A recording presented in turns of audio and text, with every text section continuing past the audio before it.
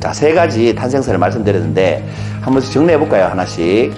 첫 번째 뭐였습니까? 사랑은 만물의 생성 근원이다. 사랑이 없었다면 만물도 없었다는 거예요. 두 번째는 뭡니까? 사랑은 어떤 무기보다 강하다. 그래서 우리 영화에도 보면 조폭이 사랑에 빠지면 굉장히 순한 양으로 변하고 이런 영화 많이 나오지 않습니까? 조폭 생활 접고 목숨 걸고 구하러 가고 이런 얘기 많이 나오잖아요. 세 번째는 뭡니까? 사랑은 결핍을 채우는 욕망이다.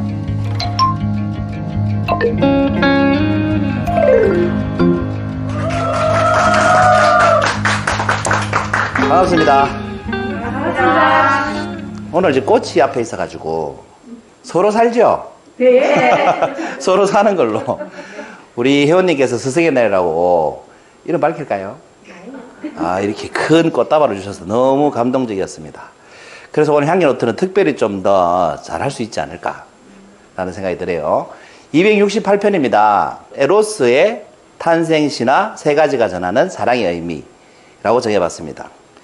에로스 많이 들어보셨죠? 네. 저기 오른쪽에 있는 그림이 에로스의 동상입니다. 에로스에 대한 얘기를 하기 전에 사랑을 의미하는 그리스 세 가지가 있어요. 들어보셨을 텐데 첫 번째 아가페, 두 번째 필리아, 세 번째 에로스, 이렇게 세 가지가 있습니다. 다 사랑한다는 뜻인데 그 의미가 조금 달라요. 아가페는 부모가 자식을 또는 신이 인간을 보호하고 아끼는 사랑. 그러니까 좀 큰 존재가 작은 존재를 아끼고 보호하는 그런 사랑을 의미하고, 필리아는 친구 사이의 우정이나 형제, 가족 사이의 우애를 표현하는 사랑입니다. 에로스는 뭐겠습니까, 그럼? 남녀 사이의 애정, 특히 육체적인 사랑을 의미한다고 해요. 에로티시즘이 여기서 나왔죠. 근데 오늘은 이 에로스에 대해서 집중적으로 알아볼 텐데, 이 에로스는 신의 이름이기도 하고 그 신의 이름에서 에로스라는 사랑의 뜻이 나오기도 했고, 에로스가 사랑의 신이니까 그럴 수밖에 없겠죠. 탄생신화 첫 번째는 에로스는 태초의 신이었다라는 설입니다. 헤시오도스라고 고대 그리스의 서사 시인이 있는데 이분이 쓴 책 중에 신들의 계보라는 책이 있습니다. 신통기라고도 해요. 이 내용에 보면 실로 가장 먼저 카오스가 태어났고, 그 다음엔 가이아가 태어났고, 그 다음엔 타르타로스, 그 다음에 에로스. 그러니까 교회식으로 말하면 천지 창조 과정이 카오스에서 가이아, 타르타로스, 에로스 순으로 나왔다, 이렇게 표현한 겁니다. 카오스라는 것은 흔히 혼돈이라고 많이 이해하시죠. 혼돈. 그런데 여기서 말하는 카오스는 혼돈이기도 하지만 빈 공간을 의미합니다. 그런데 이 빈 공간이라는 것이 빈 공간이기도 하면서 모든 것을 가지고 있는 공간이기도 해요. 그 카오스는 이 우주가 만물이 생성되기 전 상태잖아요. 그러니까 아무것도 없는 상태지만 카오스에서 뭐가 나오려면 카오스에 모든 것이 담겨 있는 상태이기도 하죠. 그 무가 곧 유다, 이렇게 이제 이해하시면 될 것 같은데, 카오스 자체에 땅도 담겨 있고 하늘도 담겨 있고 시간도 담겨 있고 모든 물질들이 담겨 있는 상태인데 아직 안 나왔으니까 빈 공간이다. 이게 카오스입니다. 어쨌든 이 카오스가 제일 먼저 생겨났고, 카오스에서 처음 나온 게 뭐냐? 아까 가이아라고 그랬죠. 신화니까 사물을 신적으로 표현합니다. 가이아는 땅의 여신의 이름입니다. 그래서 카오스에서 가이아 여신이 가장 먼저 나타났습니다. 두 번째 나타난 게 뭐라고 했어요? 타르타로스입니다. 땅속 아주 깊은 곳에 지하 공간, 그것을 타르타로스라고 합니다. 그 다음에 세 번째 나타난 것이 에로스죠. 사랑을 심어주는 최초의 신.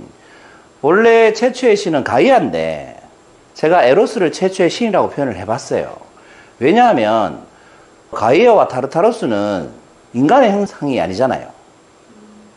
땅과 지하 세계잖아요. 근데 인간의 형상을 한 최초의 신은 에로스라는 거죠. 그래서 제가 최초의 신 이렇게 이름을 지어봤습니다. 에로스가 세 번째 나타났습니다. 그리고 네 번째 카오스에서 나온 게 에레보스라고 어둠의 신입니다. 그 다음으로 나타난 신이 닉스라고 밤의 여신입니다.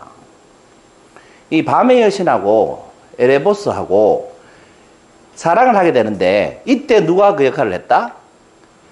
에로스가 그 역할을 했다는 겁니다. 에로스가 사랑의 신이니까. 그래서 에로스는 에레보스와 닉스가 서로 사랑하게 만들었고, 이 어둠의 신과 밤의 여신이 만나서 사랑하면 뭐가 나와요? 자녀가 나오겠죠. 그 자녀가 낮과 빛입니다. 신기하죠? 밤과 어둠이 만났는데 낫과 빛이 태어났다는 겁니다. 그 이로써 땅에 낫도 나타나고 빛도 나타났으니까 우주 만물을 구성하는 기본적인 조건이 갖춰진 거죠. 그 역할을 누가 했다? 에로스가 했다는 겁니다. 그래서 에로스의 탄생 신화 첫 번째는 에로스는 태초의 신이었다라는 겁니다. 그러면 첫 번째 신화로 볼 때 사랑의 의미는 뭐겠습니까? 혹시 오늘 제 강연 제목 뭐라고 했습니까? 3분 안 지났지 싶은데. 네.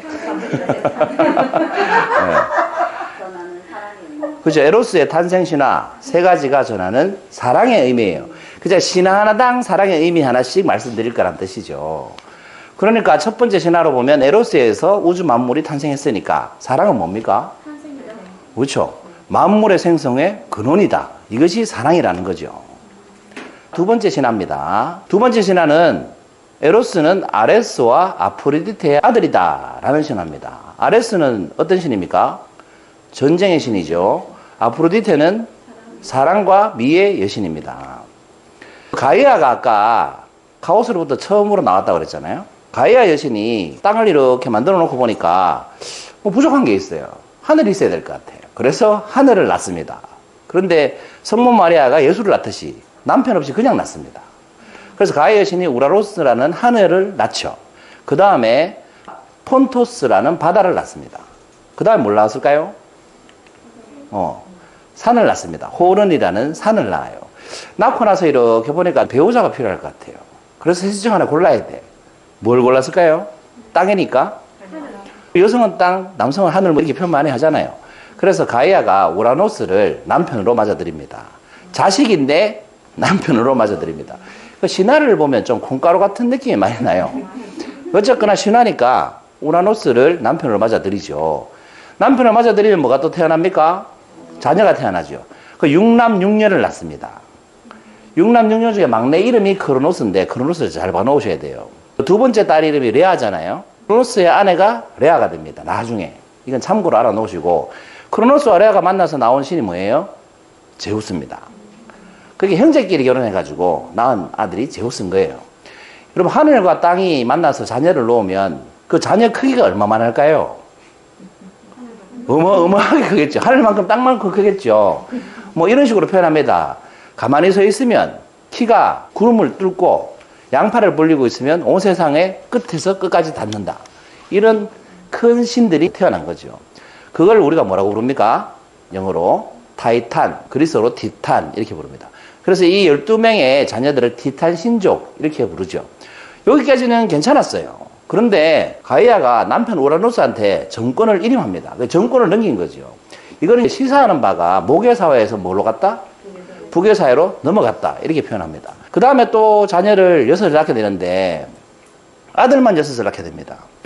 그 6을 키클롭스 삼형제 3명이죠. 그 다음에 헤카톤 케이르 삼형제 이렇게 표현합니다. 키클롭스 삼형제는 키클롭스란 말이 외눈박이란 뜻이에요.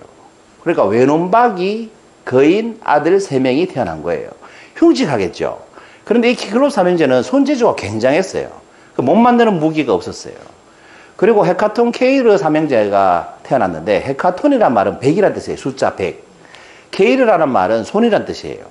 그래서 이어서 말하면 뭐예요? 백수 삼형제가 돼요. 그 손이 100개인 형제 3명이 태어났다는 거죠.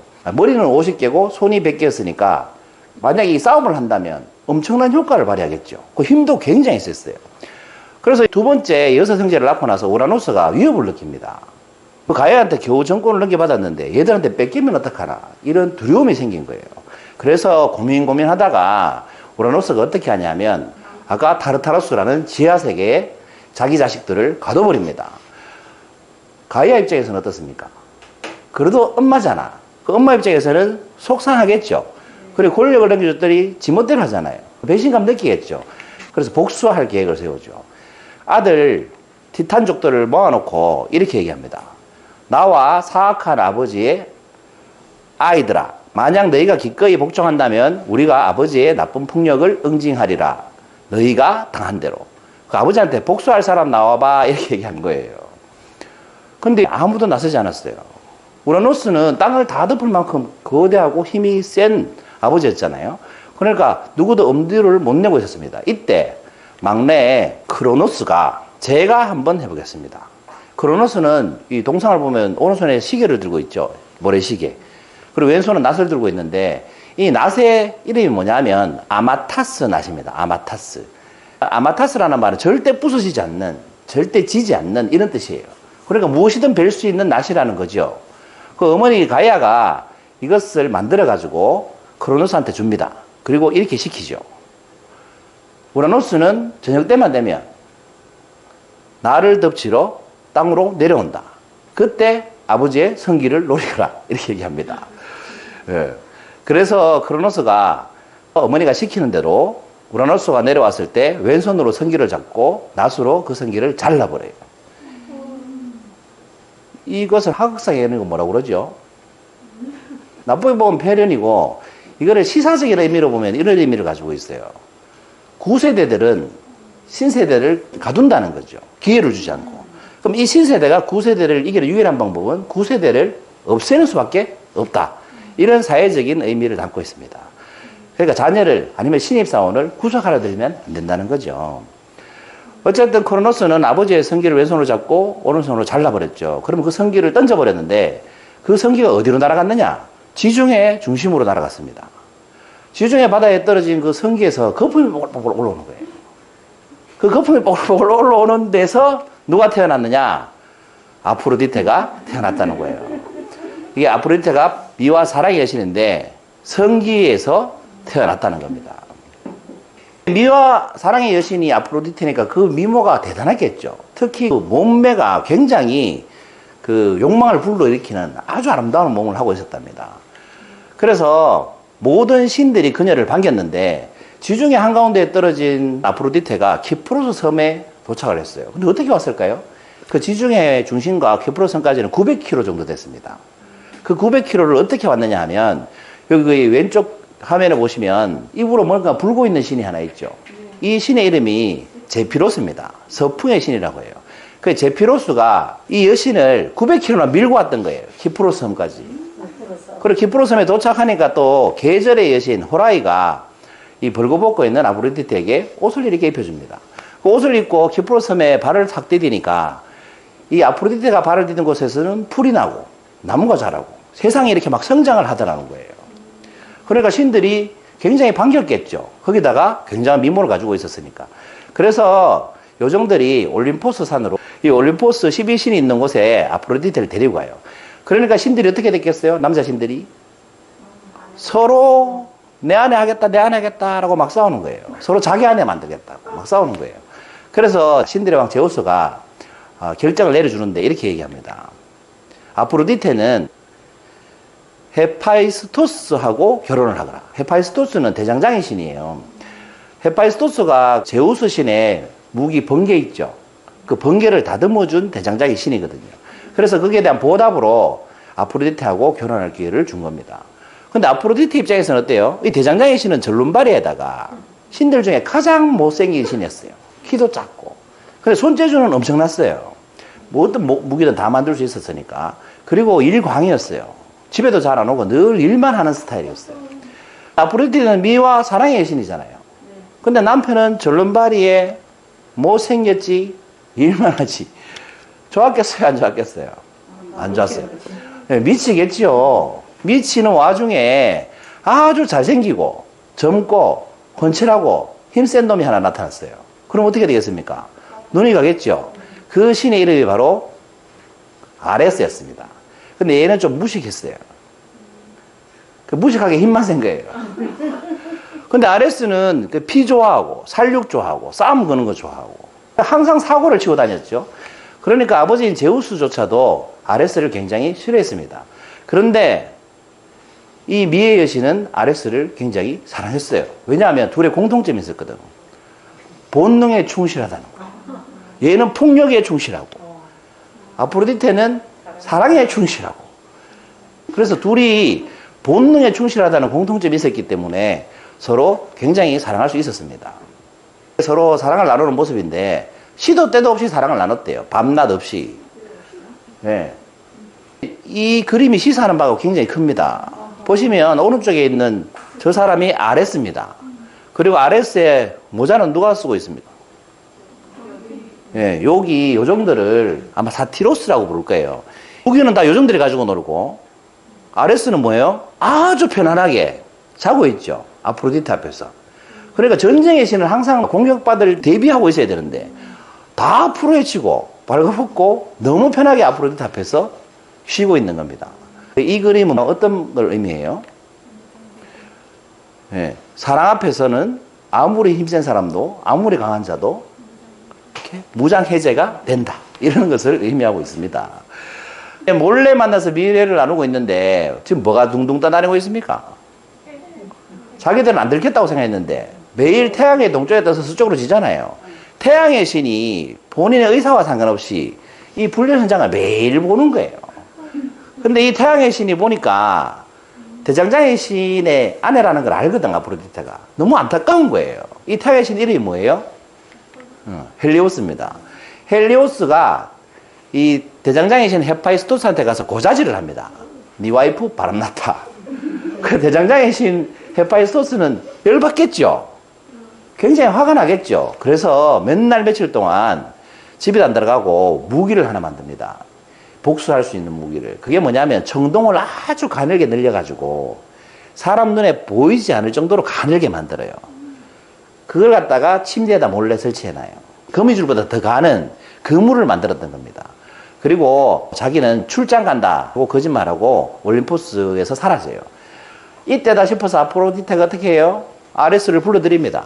그리고 둘이 이제 사랑을 나누겠죠. 이때 갑자기 헤파이스토스가 나타나서 그 거물로 이 둘을 잡아버리죠. 빨가벗은 상태로 잡힌 겁니다. 말 그대로. 관계하다가 그 현장에서 잡힌 겁니다.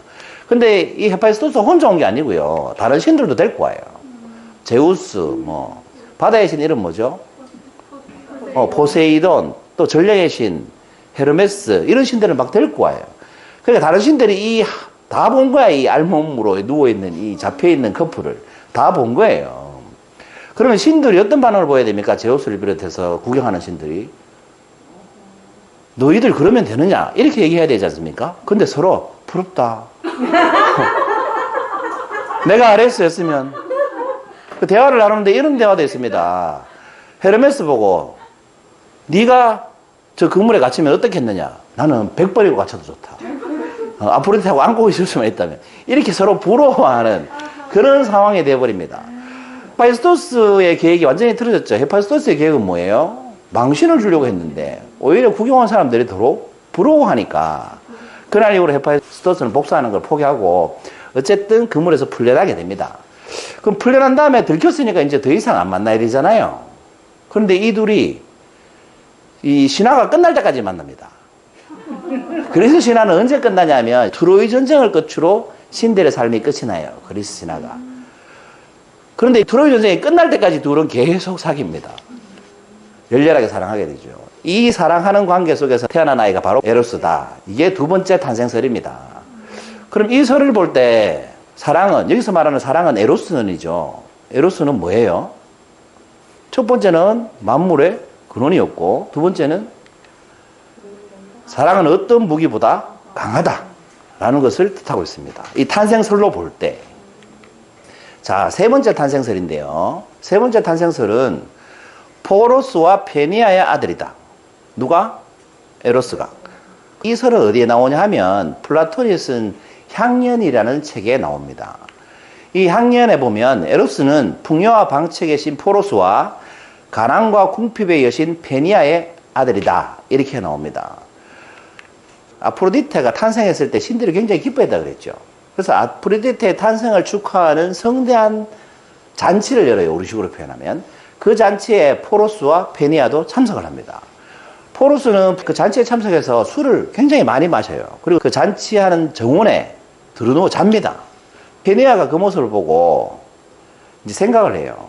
페니아는 가난과 결핍의 신이잖아요. 그러니까 풍요의 신하고 내가 같이 하면 풍요롭게 살 수 있지 않을까. 그래서 술 취해서 자는 포로스하고 동침을 하게 됩니다. 그 동침에 의해서 태어난 아이가 누구다? 바로 에로스였다는 겁니다. 그렇게 태어난 에로스는 성격이 어떻겠어요? 어머니를 닮았으면 늘 결핍감을 느낄 것이고, 아버지를 닮았으면 방책을 잘 세우겠죠. 그래서 에로스는 이렇게 삽니다.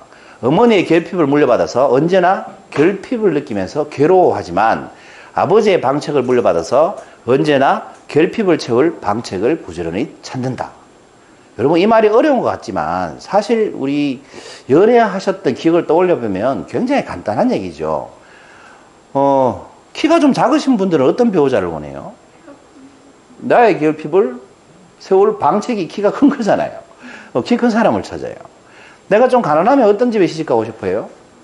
부자 집에 시집 가고 싶어요. 내가 말을 잘 못하면 어떤 사람 만나고 싶어요? 말 잘하는 사람 만나고 싶어요. 그런 식이라는 거예요. 그러니까 이 세 번째 설에 따르면 사랑은 뭡니까? 그렇습니다. 결핍을 채우는, 맞습니다. 그 다음 뭐가 나올 거예요? 결핍이 있을 때만 나타나는 게 있어요. 여러분, 이미 가지고 있는 건 우리가 원해요, 안 원해요? 안 원하죠? 맞습니다. 여기는 수준이 너무 높으신 것 같아요. 그래서 사랑은 결핍을 채우는 욕망이다. 이렇게 표현할 수 있습니다. 자, 세 가지 탄생설을 말씀드렸는데 정리해볼까요? 하나씩. 첫 번째 뭐였습니까? 사랑은 만물의 생성 근원이다. 사랑이 없었다면 만물도 없었다는 거예요. 두 번째는 뭡니까? 사랑은 어떤 무기보다 강하다. 그래서 우리 영화에도 보면 조폭이 왜 사랑에 빠지면 굉장히 순한 양으로 변하고 이런 영화 많이 나오지 않습니까? 조폭 생활 접고 막 목숨 걸고 구하러 가고 막 이런 얘기 많이 나오잖아요. 세 번째는 뭡니까? 사랑은 결핍을 채우는 욕망이다. 결핍이 없으면 욕망도 없다는 겁니다. 그럼 우리는 뭘 사랑하게 되느냐?